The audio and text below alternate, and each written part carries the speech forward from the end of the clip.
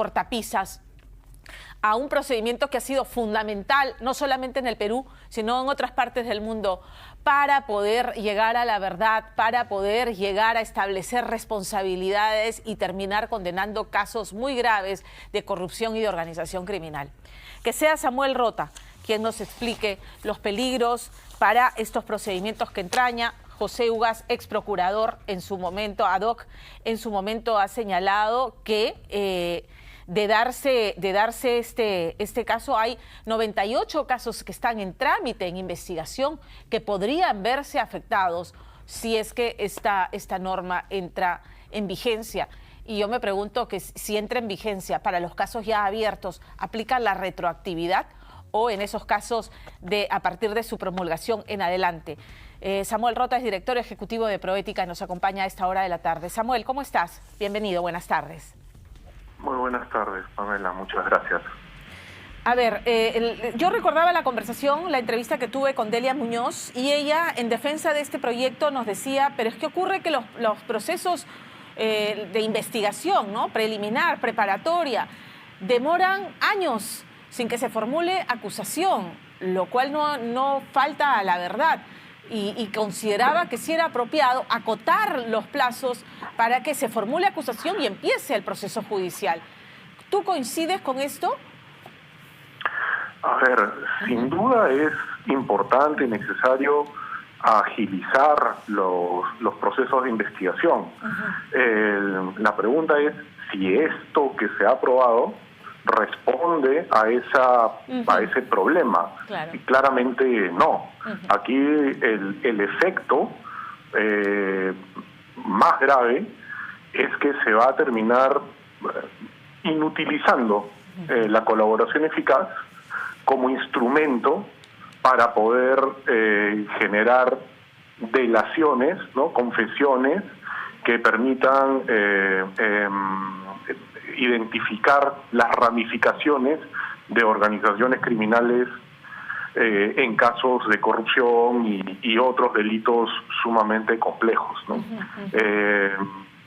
Ponerle un límite tan estricto a negociaciones que suelen tomar mucho tiempo, porque es necesario no solamente, no basta creerle a rajatabla al colaborador eficaz, se necesita pues que esos aportes testimoniales vayan acompañados de evidencias relativamente sólidas que verifiquen su testimonio.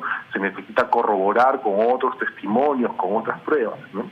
Y eso toma tiempo, por un elemento además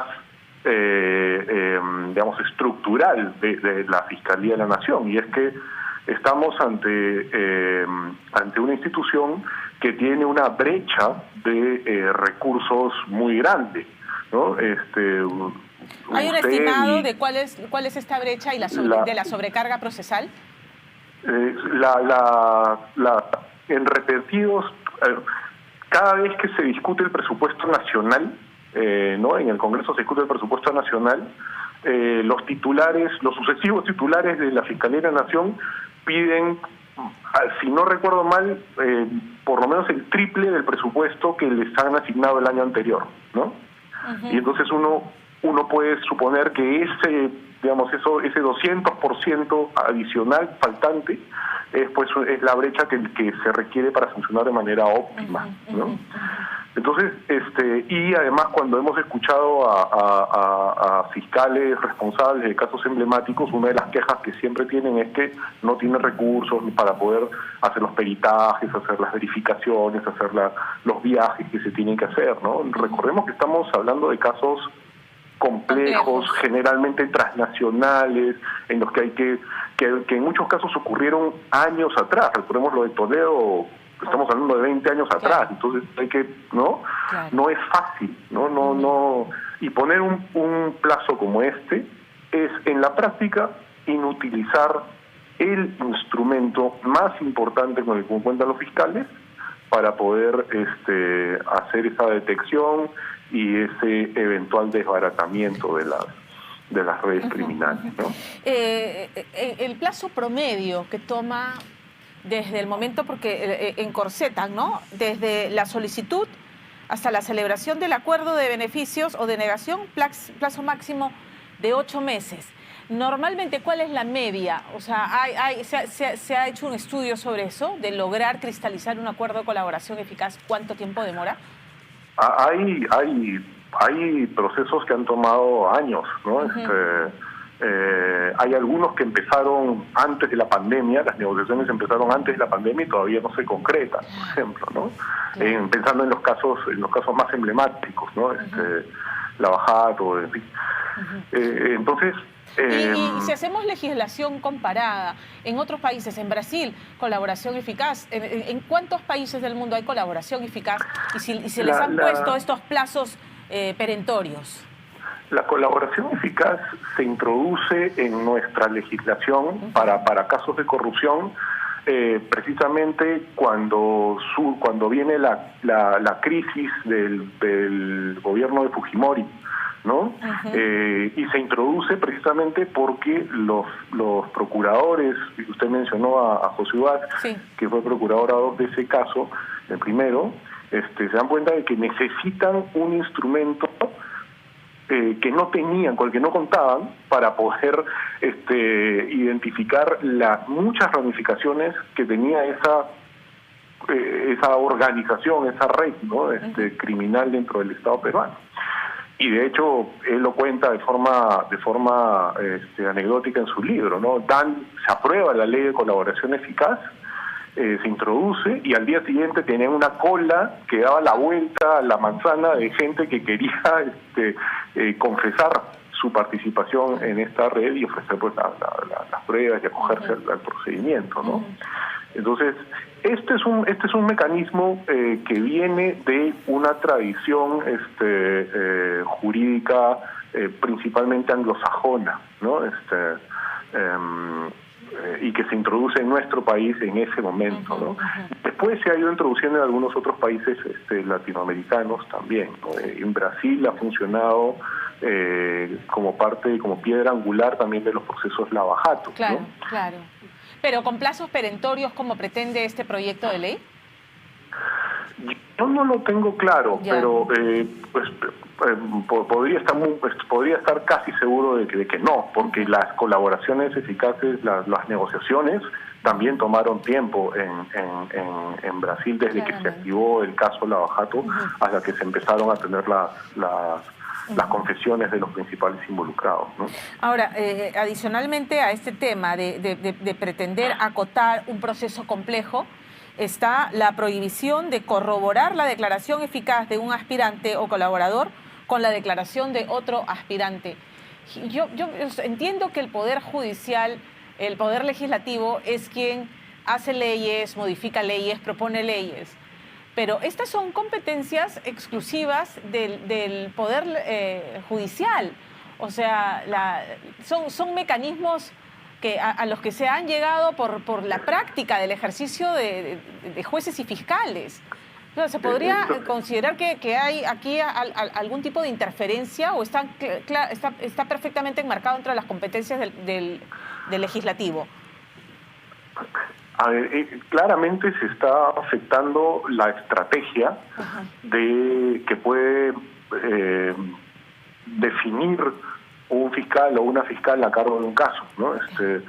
Consigue colaboradores y necesita ir verificando pruebas, testimonios, ¿no? Eso es parte de la estrategia y eso es parte de la autonomía constitucional que tiene reconocida los responsables a cargo de las investigaciones. Claro.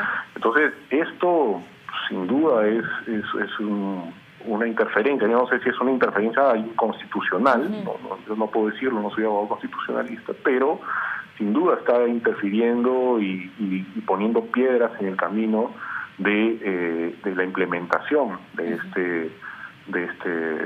esta herramienta, ¿no?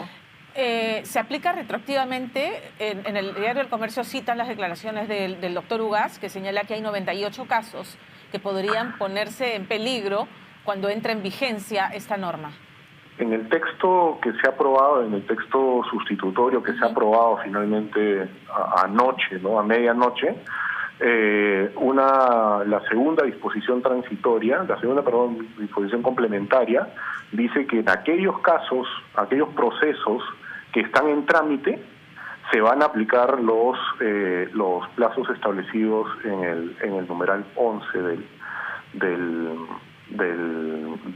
artículo modificado. Es decir, sí tocaría a los que están en trámite, se verían afectados por este recorte, ¿no? ¿Y cómo queda la no retroactividad de las leyes? Bueno, esta es otra de las discusiones que va a tener que... Estos son otros puntos cuestionables que eventualmente en el corto plazo, en el plazo más corto posible, debería ser observado por el Ejecutivo, ¿no? Tanto el Ministerio de Justicia no debería tener problemas en elaborar un documento técnico sólido que pueda desbaratar todas estas claro, porque inconsistencias. de hecho cuando se archivó con la observación negativa del Ministerio de Justicia, así que debiera ocurrir lo mismo. Ahora, volvamos a su argumentación inicial. Tenemos a José Luna Gálvez investigado, a Keiko Fujimori investigada, a los niños de Acción Popular, a Vladimir Cerrón investigado, a congresistas de Perú Libre investigados, congresistas del Bloque Magisterial investigados, digamos.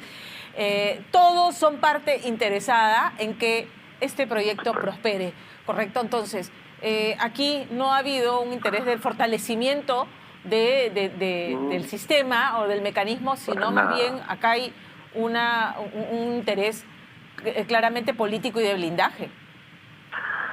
Sí, para nada. No olvidemos que este proyecto originalmente se presentó en el Congreso complementario, ¿no?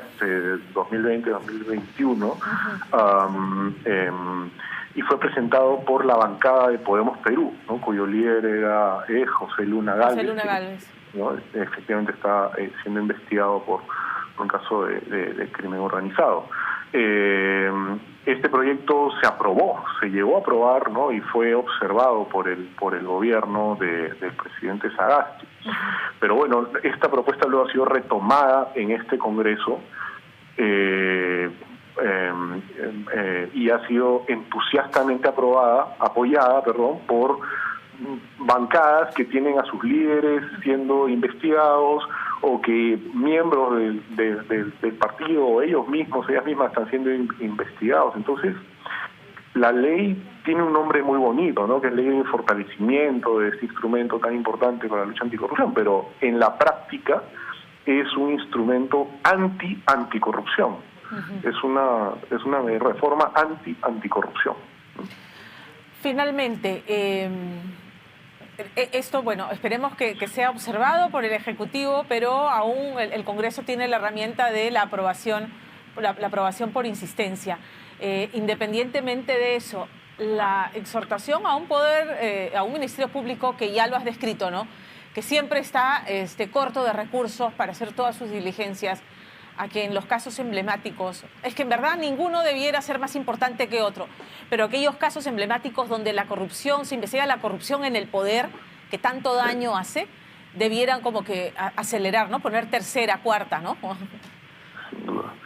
Sí, sin duda, y ese es un llamado de atención al Estado en general, ¿no? Durante 20 años nos hemos pasado diciendo que la lucha anticorrupción es muy importante y muy necesaria, pero al momento de invertir recursos en fortalecer los cuerpos de investigación o fortalecer la dimensión preventiva anticorrupción, ahí siempre ha habido obstáculos, ¿no? Entonces, en lo inmediato yo esperaría que haya la posibilidad de observar el texto. No olvidemos, y esto es bien importante también, que estamos en un proceso de adhesión a la OECD, y esta norma va a verse muy feo en ese proceso, ¿no? Va a ser una mancha muy fea y muy difícil de limpiar en ese proceso, y va a generar problemas no solo para quienes están en lucha anticorrupción, sino para el país en general, por este caso, por este aspecto de adecuarnos a estándares internacionales, ¿no? Este es un retroceso en toda regla. Te agradezco, Samuel, por habernos atendido esta tarde.